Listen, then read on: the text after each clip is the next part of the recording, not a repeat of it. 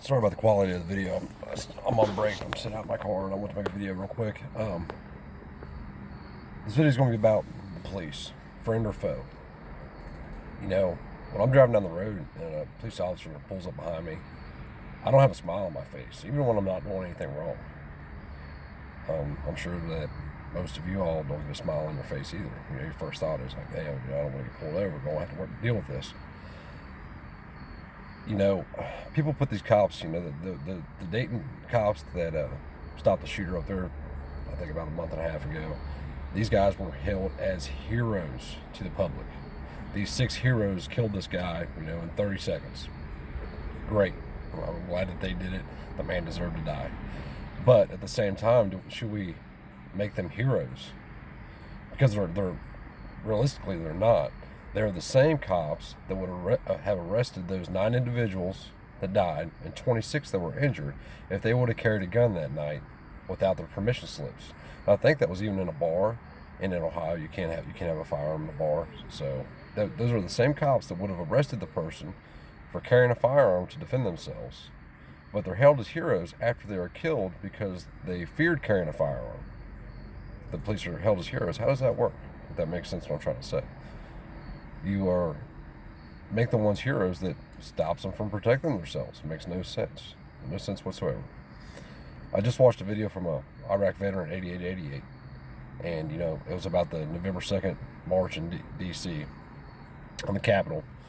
You know, the pro-Second Amendment march. That's great. And my wife and I was actually going to go until I watched this video. Now, my mind's kind of changed on it, and here's why. Number one, it's on November 2nd. That's a Saturday. Nobody in D.C. on a Saturday is going to give a damn about however many people showed up. You know, it's not going to be, you know, the Second Amendment community can't come together, so it might be, you know, 20,000, 25,000 people. I would say that I'm stretching it by saying it's that many. But it's on a Saturday. It's not on a Wednesday when D.C. is a busy, you know, I don't know what to call it, a metropolis, I guess, and people are actually going to listen. Now, there is ways too that you could make it more known and put the spotlight on it. But he touched on that. He said, you know, there are firearms laws in D.C. You can't just open carry. We're not open carrying. You know, just don't want to see nobody. He said, I didn't get fired up until I heard him say, we don't want to see anybody get in trouble. That line of thinking right there is why we are at where we are at today.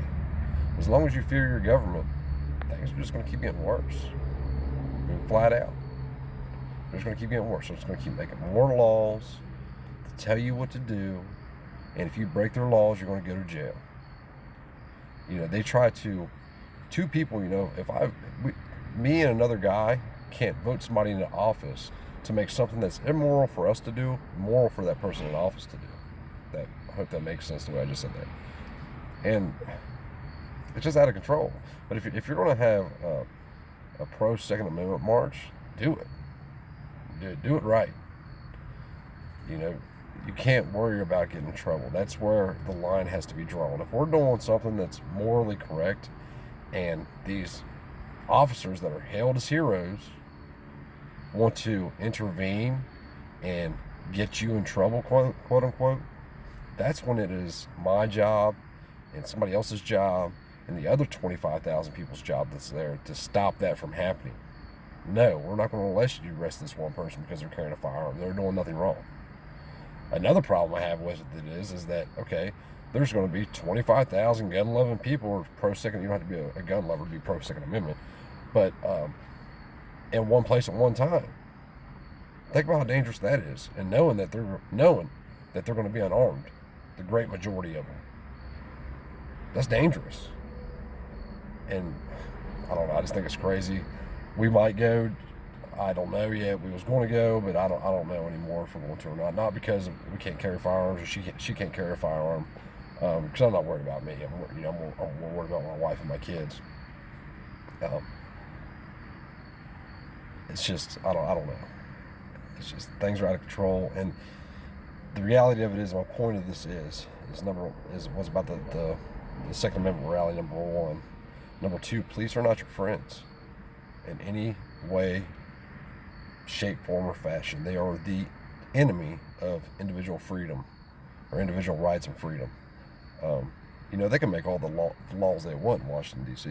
They can go sign all the little pieces of paper they want that are so immoral, it's just mind-blowing, and everybody thinks that they have to follow them. But it doesn't make it right, and they couldn't enforce those laws without minions. And by minions, I mean people that have no moral compass. I've had this conversation with cops before, like, hey, I made a video yesterday about felons and firearms. I asked a cop a while back, a sheriff from right here from Cincinnati, let's say you pull over somebody, and as soon as they pull you over, they know if you're a felon or whatever. You pull a felon over for speeding or tail light out, whatever, and you walk up and you see a gun printing through his clothes. But he has his wife and his 3 kids in the back seat. What do you do? He said, his answer was, if I can, I'll cover up my camera because, everything's video recorded now, and they can take it from there. He understood what I meant. The driver would obviously not be on the way to kill 5 people if he's got his felony with him. My problem with it is that you covered the camera up, so you don't want to show people that you're not going to follow their every order, every law, if it's immoral. But his old cops ain't that way, and I'm sure that he wouldn't do that anyway. But anyway, y'all have a good night. I gotta get out of here.